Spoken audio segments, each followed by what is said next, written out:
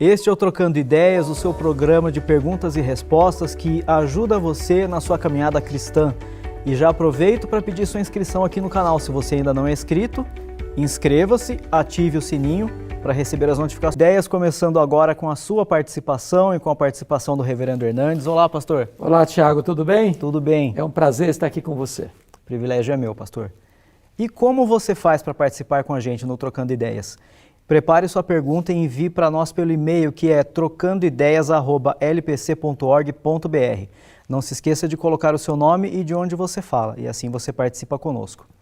A nossa primeira pergunta do programa de hoje vem da Elis Neves e é: Reverendo, poderia falar sobre esses dois temas relevantes que ocorrem dentro das igrejas evangélicas? Teologia da missão integral e o evangelho social. Creio que são as mesmas coisas. Tiago, veja bem, essa questão ela é recorrente desde que surgiu na América Latina a chamada teologia da libertação. O evangelho não precisa de adjetivo. O evangelho ele é pleno, ele é simples, ele é completo, ele trata do homem tanto no aspecto espiritual quanto no aspecto físico. Agora, quando as pessoas começaram a dar adjetivos, por exemplo, teologia da libertação, Aníbal Pereira Reis chegou a dizer que não é nem teologia nem libertação. Os teólogos não são teólogos, mas são teologastos liberticidas, porque entraram com um viés marxista dentro da teologia. E aí corromperam a teologia. Hoje, essa questão de missão integral e o outro que você colocou aí, outro nome, o evangelho social. O evangelho social é uma espécie de braço invisível da esquerda, com toda a bandeira da esquerda, com toda a ideologia da esquerda. Então, nós não podemos subscrever esse tipo de ênfase, nós não concordamos com esse tipo de evangelho apenas o social, em detrimento do arrependimento de pecado, da conversão, do novo nascimento, da justificação pela fé, do evangelho puro e simples. Quando a pessoa é transformada pelo poder do Espírito Santo, ela é convertida a Cristo, ela vai entender que o evangelho tem o seu aspecto social, com certeza, né? Por exemplo, lá em Gálatas 2:10, está escrito lá que os colunas da igreja de Jerusalém disseram para Paulo: você vai para os gentios, mas não se esqueça dos pobres. A igreja presbiteriana de Pinheiros, por exemplo, ela tem distribuído cestas básicas para todos os rincões do Brasil e para fora do Brasil. Está agora cavando poços no Nordeste para ajudar as famílias carentes. Isso é consequência do evangelho. Mas eu não posso falar que dar cesta básica e furar poços é o evangelho. Não, não é o evangelho. Isso é o resultado do evangelho. Nós pregamos o evangelho, o nome de Cristo, a salvação em Cristo, a graça, as doutrinas da graça. Agora, quando o homem é transformado pelo poder do evangelho, aí sim ele é transformado para a prática das boas obras. As obras não salvam, mas as obras são a evidência de uma pessoa salva. E curiosamente nós recebemos outra pergunta que segue mais ou menos nessa temática. É a pergunta do João Martins. Pastor, o meu pastor da IPB é de esquerda e prega um Jesus social. Cheguei faz pouco tempo nessa igreja. Ele pergunta: o que eu faço? Bom, primeira coisa é lamentar. Se tem um ministro do evangelho presbiteriano que está nessa linha, é hora de repensar, né? Se é isso mesmo, se esse é o chamado, se essa é a vocação. Porque me consta que Deus nos chamou para pregar o evangelho. Nós somos ministros da palavra. Nós não somos ministros de uma ideologia política, nós não somos ministros de uma corrente filosófica, nós somos ministros do evangelho, puro e simples, é pregar a palavra. Então, quando um ministro diz que eu sou presbiteriano e entra por esse caminho, penso eu, ele se desviou da rota. O que um membro faz? Primeiramente, eu diria para esse membro o seguinte: vá lá, converse com esse pastor, abra os olhos dele, converse com ele, confronte-o, porque o fato de alguém ser pastor, eu sou pastor, não significa que eu não possa ser corrigido, que um membro da igreja não possa chegar para mim e me exortar. Eu posso cometer um erro e sou passível de exortação, de admoestação. A Bíblia diz que nós estamos aptos para admoestar uns aos outros, está lá em Romanos 15.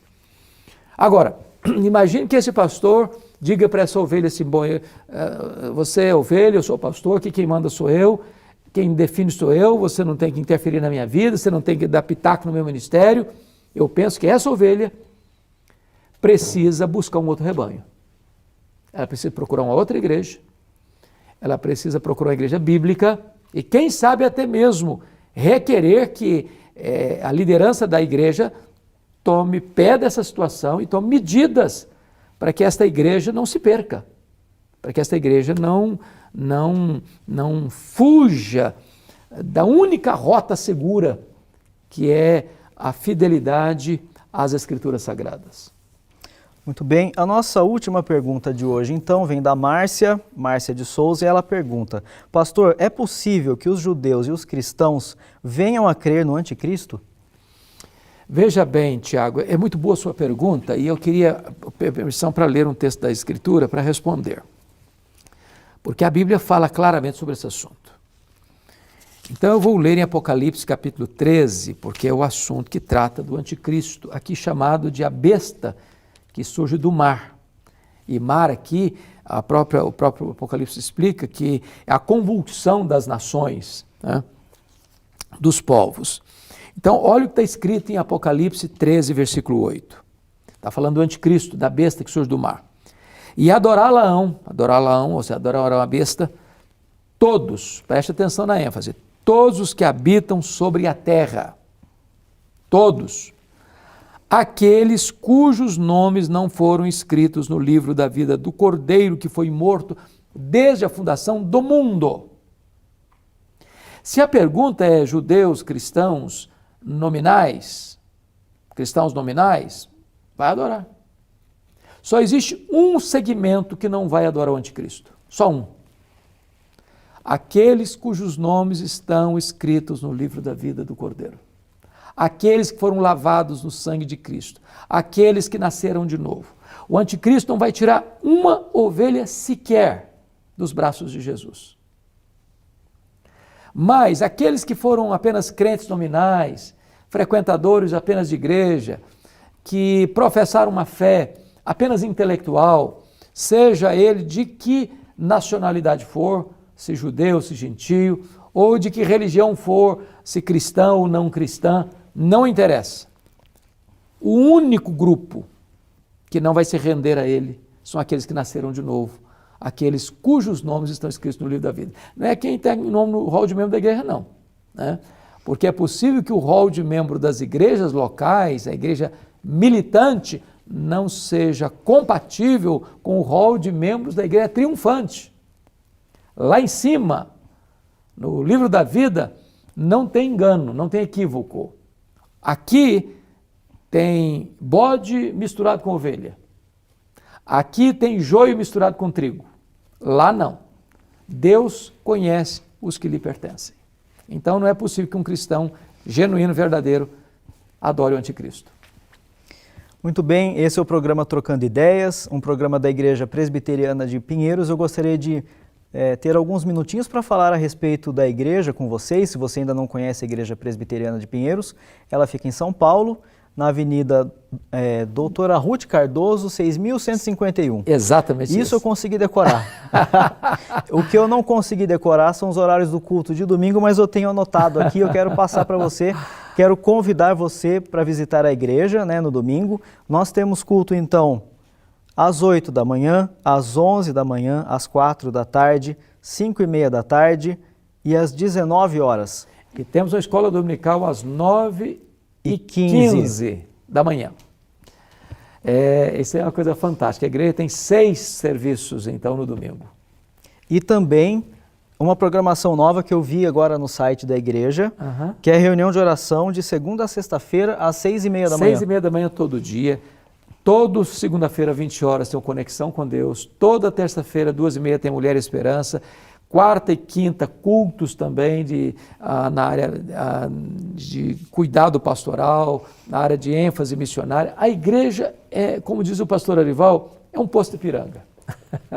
Tem atividade todo dia. Todo dia de portas abertas para acolher as pessoas. Tem acesso fácil pela Marginal, tem a estação do metrô pertinho, né? Mas se você não é de São Paulo, você pode acompanhar toda a programação da Igreja Presbiteriana de Pinheiros aqui no YouTube, tá bom? O Trocando Ideias e todos os programas, os cultos, inclusive, eles são online também, além de presenciais. Exato. Pessoas do mundo inteiro podem assistir, até porque, Tiago, tem vários sermões legendados. Mandarim, russo, alemão, francês, inglês. Então, vai ser uma grande bênção você acompanhar a gente, acompanhar a igreja. Como o Tiago disse, se inscreva aí no canal, acione o sininho, né, Tiago? Exato. Para receber aí as comunicações, né? Exato. E vai ser um negócio maravilhoso. Então, gente, fica aqui o nosso convite.